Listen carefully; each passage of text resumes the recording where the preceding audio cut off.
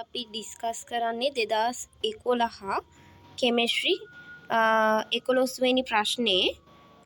එතකොට මේකේ අහලා තියෙන්නේ පහත දී ඇති සංයෝග නයිට්‍රෝකරණයට භාජනය වීමේ ශීඝ්‍රතාවය වැඩි වීමේ අනුපිළිවෙල වනුයේ.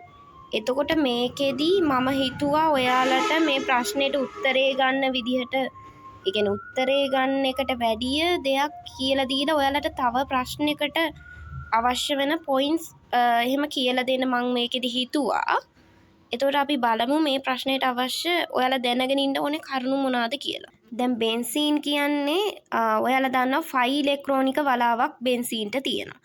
එතකොට බෙන්සීන් සාමාන්‍යයෙන් මේ 5 ඉලෙක්ට්‍රෝන වලාවට හානියක් නොවන විදිහට ආදේශ ප්‍රතික්‍රියා කරන්න තමයි නැඹුරු වෙන්නේ. ආදේශ ප්‍රතික්‍රියාවක් කියන්නේ දැන් ওই බෙන්සීන් වටේට තියෙන හයිඩ්‍රජන්නේ. ඒ හයිඩ්‍රජන් වෙනුවට වෙන කාණ්ඩයක් ආදේශ වෙන එක තමයි ආදේශ ප්‍රතික්‍රියාවක් කියන්නේ. ඒ වගේම බෙන්සීන් කියන්නේ 5 ඉලෙක්ට්‍රෝනික වලාවක් තියෙනවා කියන එකේ අදහස මොකද්ද? බෙන්සීන් වල ඉලෙක්ට්‍රෝන ඝනත්වය වැඩි.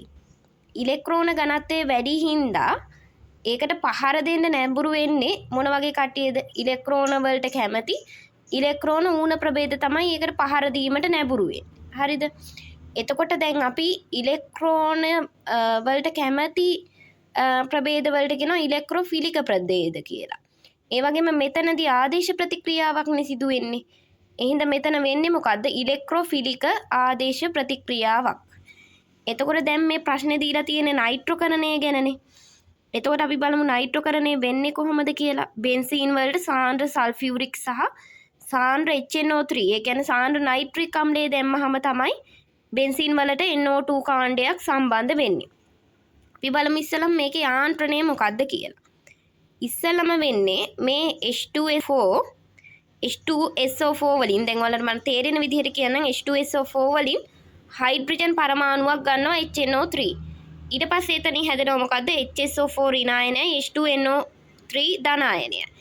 ඊට පස්සේ ඒ H2NO3+ කියන එක කැඩෙනවා NO2 ධනායනයටයි H2O වලටයි. ඊට පස්සේ මොකද වෙන්නේ? දෙවන පියවරේදී ඉලෙක්ට්‍රෝෆයිලේ විදිහට පහර දෙන්නේ කවුද? NO2 ධනායනය. NO2 ධනායනය කියන්නේ ඉලෙක්ට්‍රෝෆයිලයක්. ඒ කියන්නේ ඉලෙක්ට්‍රෝන වලට කැමති ඉලෙක්ට්‍රෝන ඌන කෙනෙක්. එතකොට එයා පහර දෙනවා. පහර දුන්නට පස්සේ මේ විදිහට බෙන්සින් වලයට සම්බන්ධ වෙනවා. සම්බන්ධ වුණාට පස්සේ ඊට පස්සේ HSO4 ඍණායනය තියෙනවානේ අර පළවෙනි පියවරේදී හැදිච්ච. ඒ HSO4 ඍණායනය ආපහු හයිඩ්‍රජන් පරමාණුවට පහර දීලා NO2 කාණ්ඩය මේ විදිහට සෙට් වෙනවා එතෙන්ට. ඒක තමයි මේ ප්‍රතික්‍රියාවේ යාන්ත්‍රණය වෙන්නේ. එතකොට ඉලෙක්ට්‍රෝෆයිල කියන්නේ ඉලෙක්ට්‍රෝන වලට කැමති අය. හරිද? බෙන්සීන් වල ඉලෙක්ට්‍රෝන ඝනත්වය වැඩි වුණාම දැන් මේ ප්‍රශ්නය අහන්නේ ඉලෙක්ට්‍රෝෆිලික ශීඝ්‍රතාවයනේ, මේ නයිට්‍රෝකරණයට භාජනය වීමේ ශීඝ්‍රතාවයනේ. එතකොට බෙන්සීන් වල ඉලෙක්ට්‍රෝන ඝනත්වය වැඩි වුණොත් තමයි ඉලෙක්ට්‍රෝන වලට කැමති අය පහර දීමේ ශීඝ්‍රතාවය වැඩි වෙන්නේ. දැන් ඒකේ ඉලෙක්ට්‍රෝන වැඩි වුණොත්නේ ඉලෙක්ට්‍රෝෆයිල පහර දීමේ නැඹුරු, මේ කියන්නේ පහර දීමේ ශීඝ්‍රතාවය වැඩි වෙන්නේ. එතකොට අපි බලන්න ඕනේ මේකෙදි දැන් බෙන්සීන් වලට සක්‍රියකාරී කාණ්ඩයක් සම්බන්ධ වෙලා තියෙනකොට වෙන්නේ මොකද්ද? වික්‍රියකාරී කාණ්ඩයක් බෙන්සීන් වලට සම්බන්ධ වෙච්චහම මොකද වෙන්නේ කියලා. බෙන්සීන් වලට සම්බන්ධ වෙලා තියෙන අපි කියමුකෝ සක්‍රියකාරී කාණ්ඩයක් කියලා.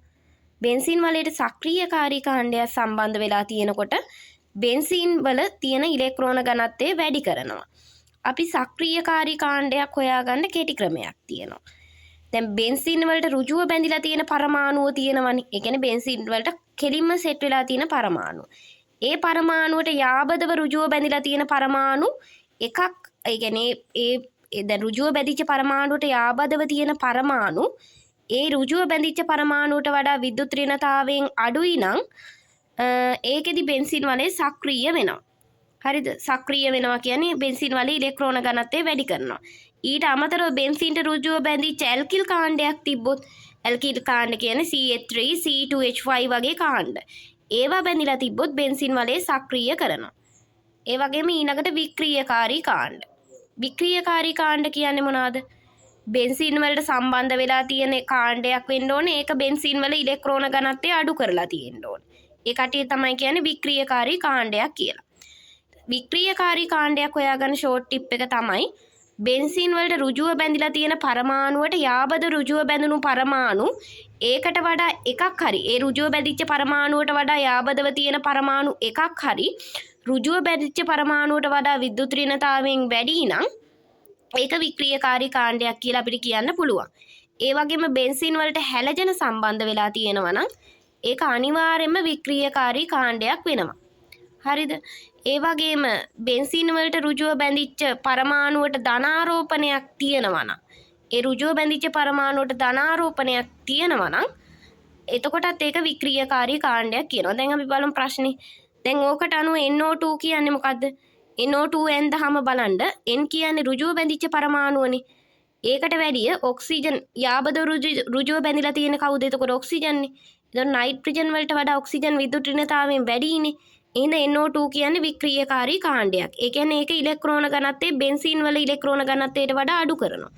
ඉලෙක්ට්‍රෝන ඝනත්වය අඩු කරනවා කියන්නේ ඉලෙක්ට්‍රෝන වලට කැමති අයට පහර දෙන්න තියෙන හැකියාව අඩු වෙනවා. ඒ වගේම OH ගන්නකො. දැන් ඕනේ ඍජුව බැඳිච්ච පරමාණු ඒකට වඩා හයිඩ්‍රජන් වල විද්‍යුත් ඍණතාවය අඩුයිනේ.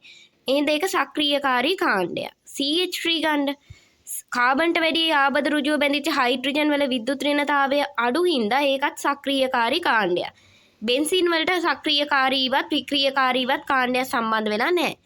ඊට පස්සේ බලන්න ඕනේ දැන් සක්‍රියකාරීම කාණ්ඩ දෙකක් තියෙනවනේ. මේ දෙන්න කම්පෙයා කරලා බලන්න ඕනේ කවුද වැඩියෙන්ම බෙන්සින් වලේ සක්‍රිය කරන්න කියලා. දැන් ෆීනෝලය ගන්නකො. ෆීනෝලය කියන්නේ ඔය බෙන්සින්ට OH සෙට් වෙච්ච එක. එතකොට දැන් මේ ෆීනෝලයේ ඔක්සිජන් මත ඉලෙක්ට්‍රෝන එකසර ඉලෙක්ට්‍රෝන යුගලක් තියෙනවනේ.